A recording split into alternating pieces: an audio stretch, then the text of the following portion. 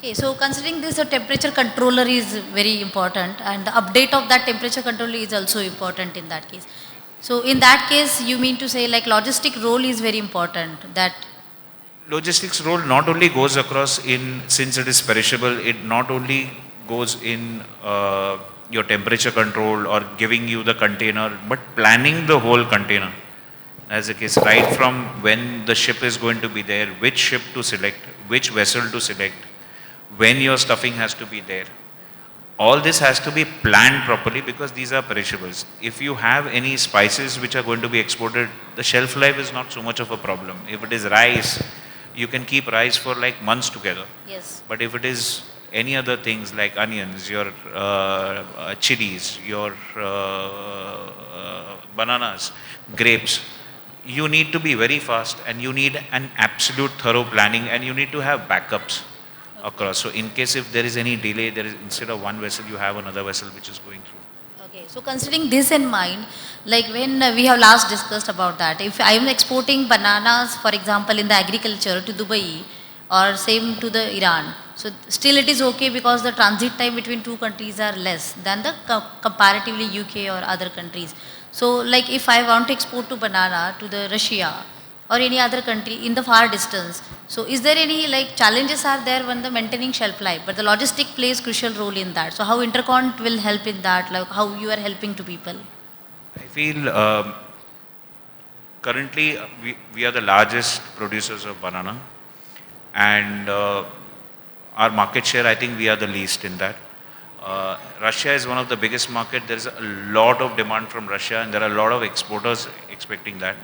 But the fruit strength is not good enough. Okay. So currently the transit time itself is around beyond 20 days. So there will be hardly any time left across for the buyer to what you call actually sell. That's the case from there. So this has been a challenge and this needs something like a biotechnologist which we had earlier yesterday to work across on how we can improve the strength of the fruit whereby it can last for more days. Right now it is close to around 30-35 days. So right from harvesting till reaching, Russia and certain markets are out. We have in fact done a trial shipment of organic bananas into Italy to Genoa. This was about 3 or 4 years back. The bananas had reached absolutely fine. The customer had liked the product, but the shipper was unaware of kind of packaging they wanted. So at the last minute, they were doing the same packaging which they were sending for Dubai, which was telescopic boxes, 1,540 boxes getting loaded into a container. That's it. But at the last moment, they were told that they need palletized, like what you do for grapes, and they had no clue. But they somehow managed to send it. But most of the damage was because the palletization was not good. So you have all these challenges which come So it across. means it is not about the logistic, it hampers that consignment. It is about the packaging because of that arrangement and all. Packaging was the case, but when you talked about banana to Russia, I don't think so. Right now, with the current ocean freight product which are available, it is feasible to send bananas. The claim transit time is 18 days, but by the time, because of the war situation, when it goes through the Sea of Maramar into Black Sea, Okay. into Naurosis, there is a delay. So even if the claim transit time of 18 days, which is still okay for a banana to be sent, but there are no guarantees those vessels are going to reach there in 18 days. They might take 25 days, and then there will be no shelf life for the fruit to be sold.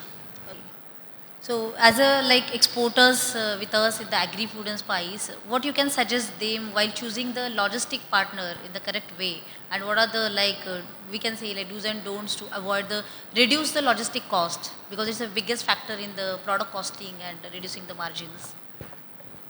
Cost reduction cycle or the cost reduction uh, program has to be on in every organization. So every organization is looking at reducing the cost. But I can only say it in one word that especially it is perishables and it's your own goods. Certain things are mandatory and where there is no cost reduction. So choose your right partners and certain things where you have to spend uh, in logistics and packing and pre-cooling. Those measures are mandatory and there's no cost reduction in that. But rest, yes, the market evolves and we have to reduce cost. So there are different ways of sending it across, and we at the time of concluding any bookings for the customers are always giving them options, not one, two, or whatever which are available, whereby it gives the cost versus transit time benefits as well. So certain times it is better to take a slightly expensive product, and certain times it is better to take a product which is giving better value.